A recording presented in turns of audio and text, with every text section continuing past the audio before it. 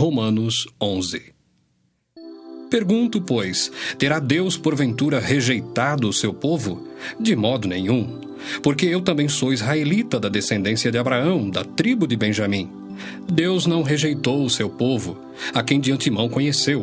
Ou não sabeis o que a Escritura refere a respeito de Elias, como insta perante Deus contra Israel, dizendo: Senhor, mataram os teus profetas, arrasaram os teus altares, e só eu fiquei, e procuram tirar-me a vida. Que lhe disse, porém, a resposta divina? Reservei para mim 7.000 homens que não dobraram os joelhos diante de Baal. Assim, pois, também agora, no tempo de hoje, sobrevive um remanescente segundo a eleição da graça. E se é pela graça, já não é pelas obras. Do contrário, a graça já não é graça. Que diremos, pois? O que Israel busca, isso não conseguiu, mas a eleição o alcançou, e os mais foram endurecidos, como está escrito: Deus lhes deu espírito de entorpecimento, olhos para não ver e ouvidos para não ouvir, até ao dia de hoje. E diz Davi: Torne-se-lhes a mesa em laço e armadilha, em tropeço e punição. Escureçam-se-lhes os olhos para que não vejam e fiquem para sempre encurvadas as suas costas.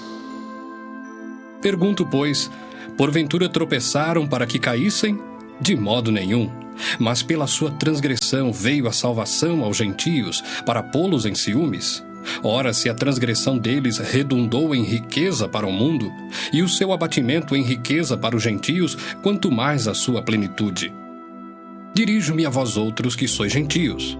Visto, pois, que eu sou apóstolo dos gentios, glorifico o meu ministério, para ver se de algum modo posso incitar à emulação os do meu povo e salvar alguns deles. Porque se o fato de terem sido eles rejeitados trouxe reconciliação ao mundo, que será o seu restabelecimento senão vida dentre os mortos? E se forem santas as primícias da massa, igualmente o será a sua totalidade. Se for santa a raiz, também os ramos o serão. Se, porém, alguns dos ramos foram quebrados, e tu, sendo oliveira brava, foste enxertado em meio deles, e te tornaste participante da raiz e da seiva da oliveira, não te glories contra os ramos. Porém, se te gloriares, sabe que não és tu que sustentas a raiz, mas a raiz a ti. Dirás, pois: alguns ramos foram quebrados, para que eu fosse enxertado. Bem, pela sua incredulidade foram quebrados. Tu, porém, mediante a fé estás firme. Não te ensoberbeças, mas teme. Porque se Deus não poupou os ramos naturais, também não te poupará. Considerai, pois, a bondade e a severidade de Deus. Para com os que caíram, severidade, mas para contigo a bondade de Deus, se nela permaneceres. Doutra sorte, também tu serás cortado.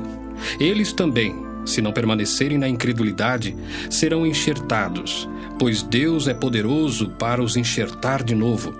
Pois se foste cortado daqui por natureza, era oliveira brava, e contra a natureza enxertado em boa oliveira, quanto mais não serão enxertados na sua própria oliveira aqueles que são ramos naturais.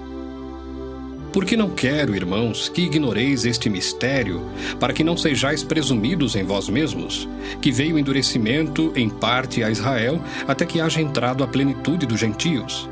E assim todo o Israel será salvo, como está escrito: Virá de Sião o libertador, e ele apartará de Jacó as impiedades.